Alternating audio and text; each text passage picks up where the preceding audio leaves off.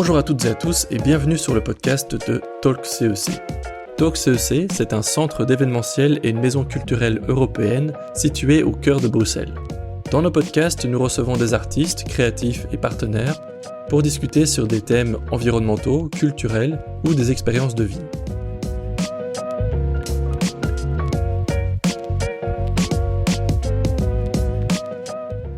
Bonjour et bienvenue dans ce nouvel épisode du podcast de Talk CEC.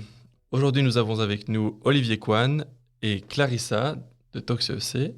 Olivier Coine est un artiste et artisan du feu, lillois et engagé pour la cause environnementale.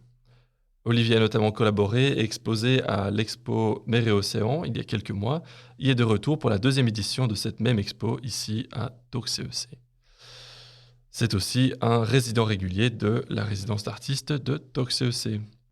Bonjour Olivier. Bonjour. Bonjour Clarissa. Bonjour. Comment ça va ? Ça va très bien, merci. Ça va plutôt pas mal. Merci d'être avec nous pour ce podcast. Donc c'est la deuxième fois que tu exposes ici à l'expo Mer et Océan.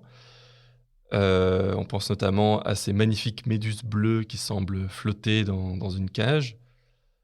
L'océan est un sujet qui te touche particulièrement ? Oui, depuis toujours,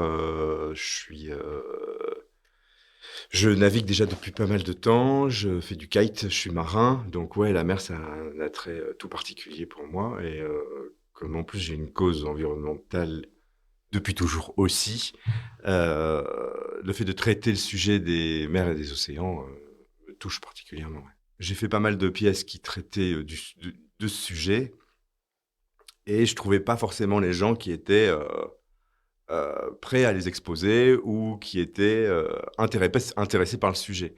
Et j'ai eu la chance de découvrir Clarissa et Talk CEC et Talk Gallery, qui ont une âme engagée pour l'environnement, et la collaboration s'est faite tout naturellement.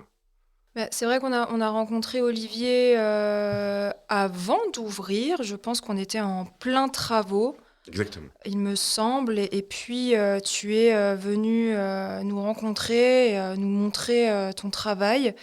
Moi, j'ai été tout de suite touchée par la démarche, par l'esthétique aussi, parce qu'il faut quand même que ça plaise à l'œil. Et puis, bien sûr, le message qui vient derrière.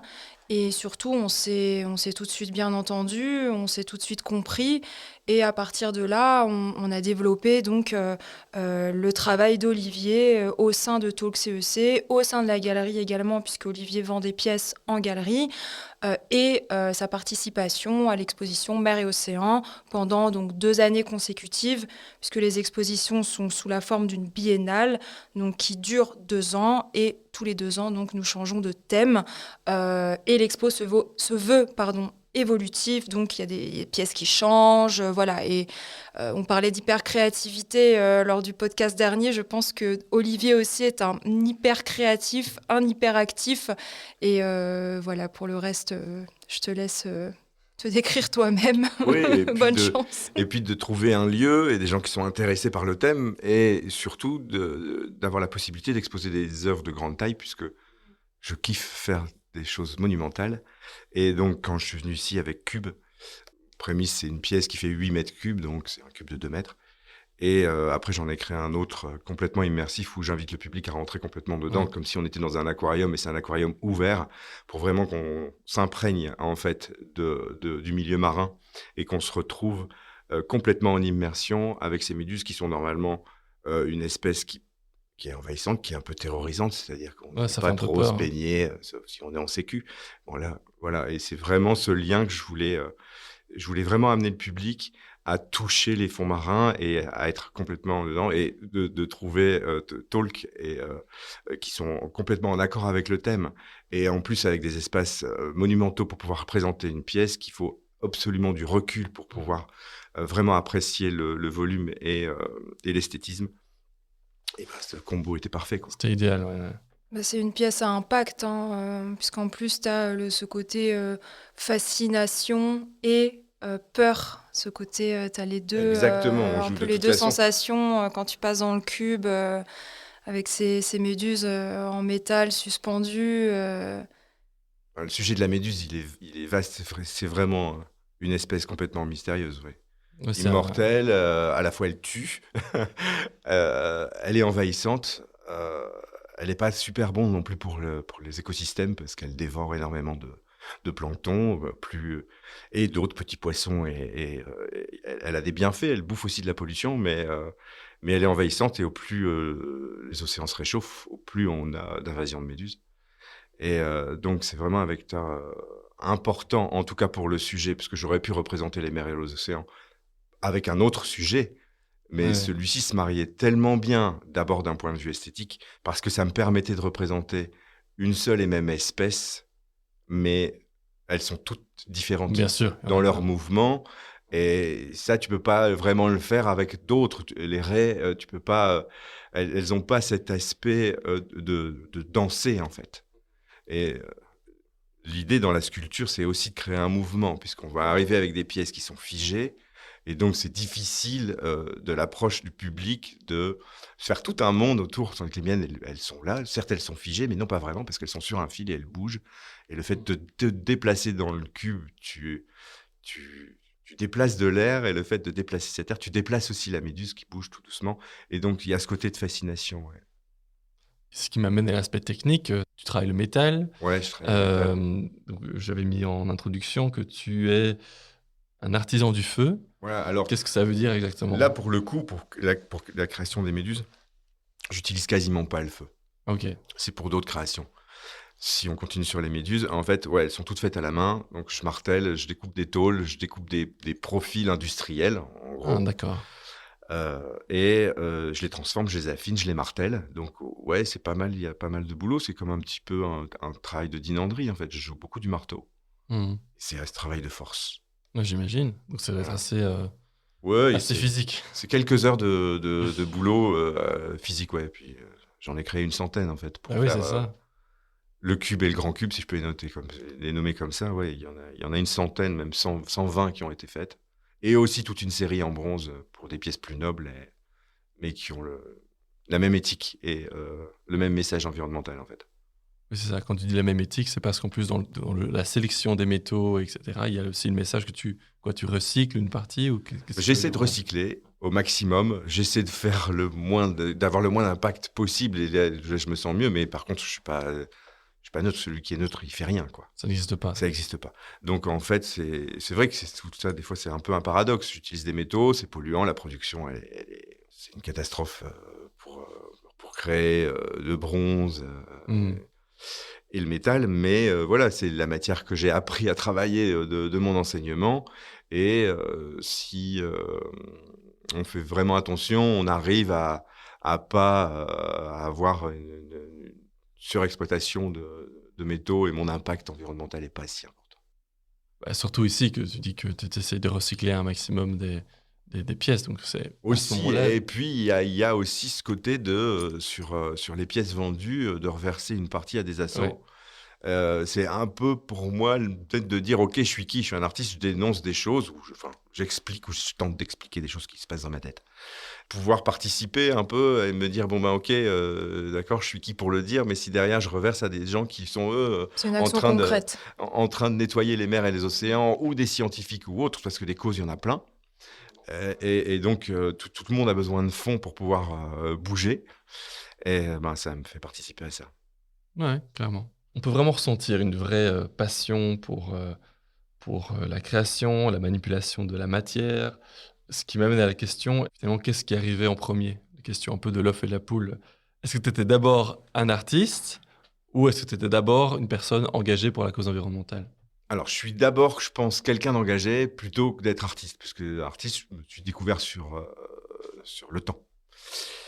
C'est-à-dire que j'étais un rebelle, je savais pas où trop me mettre dans la société, en fait, et donc j'ai appris à travailler de mes mains. Et ensuite, j'ai essayé de faire comme tout le monde, mais ça fonctionnait pas avec moi parce que je m'associais pas du tout avec les boîtes avec qui je bossais, quoi. C'est-à-dire que c'est pas que je voulais pas bosser, c'est-à-dire que j'étais bon même. Mais en tout cas, ils me trouvaient bon, mais moi je me trouvais pas à ma place. Je me trouvais pas à ma place parce que je j'arrivais pas à m'exprimer, parce que j'avais pas de liberté, et je me sentais tout de suite étouffé dans des contextes qui était trop polluant et envahissant. Et je savais que de toute façon, depuis longtemps, que ça allait nous amener à quelque chose qui était pas positif pour la pérennité de notre espèce et celle des autres. Donc, c'est venu tout naturellement que j'ai d'abord créé, d'ailleurs, toutes mes pièces depuis toujours. Quand j'ai commencé à faire des pièces, j'avais quoi, 20 ans. C'était du végétal, c'était de l'animal, c'était des représentations, je m'associais, comme mon parcours est ultra technique, je créais des pièces utiles. Donc je faisais des Mhm. luminaires, je faisais, des araignées sur lesquelles on pouvait s'asseoir, enfin voilà. Et puis mes inspirations, comme j'avais pas un parcours, d'historien d'art et j'y connaissais pas grand-chose, en tout Mhm. cas, sauf sur le parcours technique. Donc, comment utiliser les matériaux? Oui, je savais, sauf que j'avais pas les bases, en fait, j'ai pas Mhm. fait d'école d'art où j'ai eu la chance de rencontrer la personne qui est devenue la mère de mes enfants, qui était, elle, historienne d'art. Et donc là, paf, découverte de plein de choses et d'artistes que je connaissais pas et un monde que je connaissais pas. Et donc plein Et d'inspiration. donc, plein d'aspirations, oui. Mais elles ont toujours été quand même basées sur qui on est, nous, face à la nature. Et essayer toujours de la mettre en avant, puisque l'homme, de par sa nature, se met tout le temps en avant avec son ego. Mhm. Ça ne me convenait pas. J'ai fait plein de choses qui certainement me sont arrivées dans la vie. Et donc c'est pour ça que je mets en avant cette belle nature. Donc c'est la poule d'abord. Donc. Je pense que c'est la poule. Ok, et donc pour cette nouvelle expo, tu es venu ici en résidence artistique chez ToxCEC.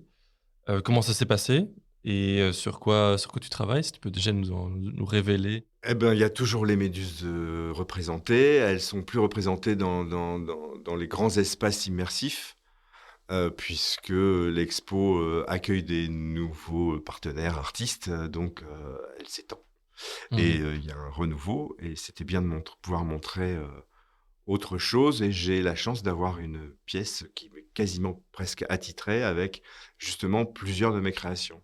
Et des créations qui sont autres, avec lesquelles je travaille avec le feu, donc c'est-à-dire que j'utilise le matériau noble qui est le bronze, et pour créer Le ce que bois je veux aussi. représenter, aussi les bois, j'utilise essentiellement du feu. Ok.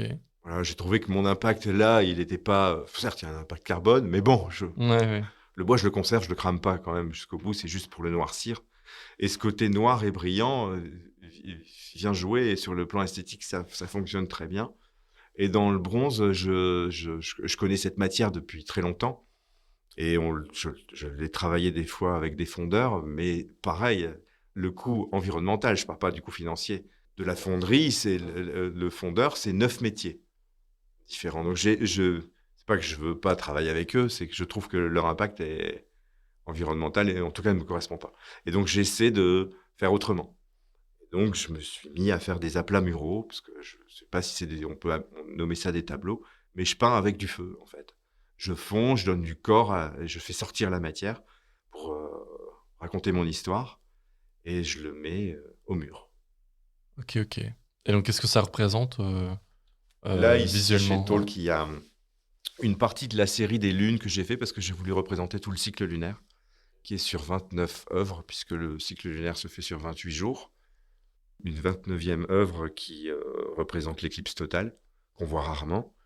Et donc, il y a ça, il y a un peu de mobilier, il y a un peu de luminaire, il y a aussi d'autres sculptures, mais qui sont là, qui représentent toujours l'aspect marin.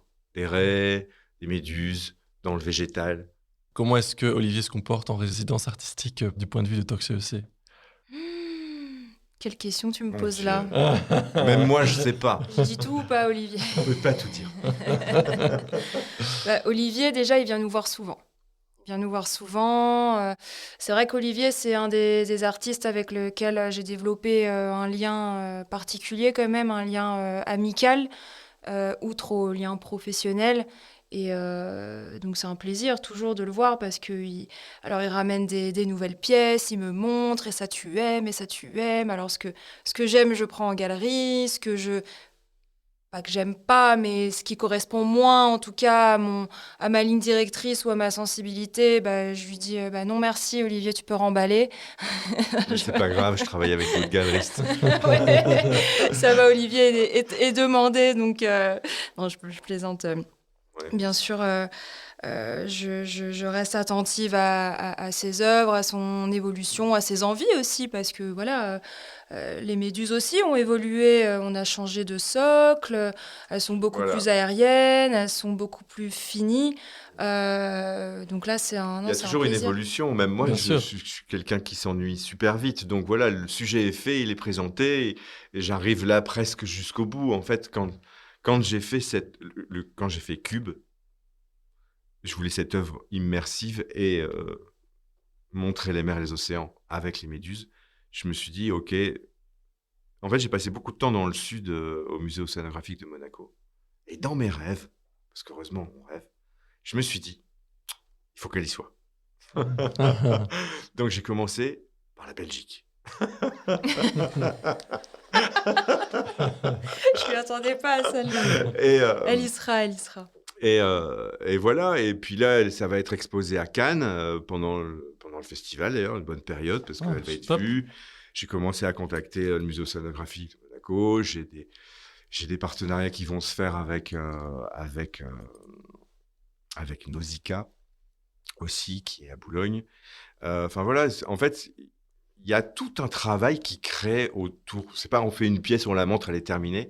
Ce qui est génial avec cette pièce, c'est que quand je l'ai vue, j'ai même vu le cube d'abord vite, parce que j'ai d'abord fait le cube. Je me suis dit, je sais pas ce qui se passe, mais je sais que c'est évolutif. Et c'est exactement ce qui se passe. C'est que c'est hyper évolutif. Je crée différemment, je les présente aussi d'une autre manière, parce que bon, il faut forcément qu'on vive, nous, en tant qu'artistes, donc il faut qu'on fasse des ventes. C'est pour ça qu'il y a des galeristes, c'est pour ça que l'art est proposé à ceux qui sont amateurs d'art. Et donc, je les présente maintenant d'une différente manière, parce que c'est pas tout le monde qui peut acheter un cube de 8 mètres cubes et le mettre chez Probablement lui. pas beaucoup de gens. Voilà. Voilà. Il y en a. Bah, t'as eu Mais une belle commande. oui, T'avais oui, un cube. ça, c'est génial. Ouais. Et donc, je me mets à faire d'autres formats Bien sûr. plus Ouais. adaptable à les intérieurs et tout. Et ça fonctionne, en fait. Moi, j'avais peur que ça fonctionne pas parce qu'on allait sortir du champ immersif, mais en fait, pas du tout. Non, Et non, même j'imagine. quand on les représente, quand je les fais, je les mets sur socle de manière seule, elles sont uniques. Et ça marche aussi. Il y a ce côté majestueux Ouais, c'est dans très cette élégant. pièce. C'est Donc très, il y a cette c'est élégance, beau. cette finesse, c'est hyper féminin. Ça doit être mon côté féminin que je mets dans mes œuvres. Je l'assume peut-être pas dans la vie de tous les jours, mais moi aussi. Et donc voilà, il y a ce lien. C'est comme les lunes, c'est quelque chose aussi qui est vachement féminin. Alors que la matière à travailler, c'est un peu un boulot de brute. C'est-à-dire que si vous venez me voir à Ouais. l'atelier, c'est bourré de bruit parce que quand il y a des coups de marteau, voilà, c'est des marteaux des fois qui font 2 kilos à porter. Ouais, c'est très C'est, physique, hein. Moi, c'est, j'avais été voir l'atelier. Enfin, je t'ai vu travailler ouais. aussi. Alors, c'est des grosses machines. Et puis, tout est fait à la main, en fait. Mm. Donc, par exemple, si on revient sur les méduses, tout est martelé à la main. Donc, en fait, il a sa forme. Et en fait, pendant toute une journée, tu vois Olivier qui tape sur du métal. Ouais. Ouais, Ça dure des c'est jours. très physique. Et il arrive à rendre l'œuvre aérienne, légère, tu vois. Et Ouais, tu te rends c'est pas compte impressionnant. quand tu vois Mhm. l'œuvre qu'il y a un travail un peu de pas de bourrin, mais Ben ouais, que pour déformer du mais- métal, il faut y aller quand ben, même. en fait, c'est du travail de. Moi, j'ai appris à travailler, à devenir forgeron. Donc, j'ai fait du travail de forge. Ouais. J'ai appris à souder sans poste à souder. J'ai appris à travailler avec le feu. Et c'est pour ça que je reviens aussi à mes bases. Parce que Ouais.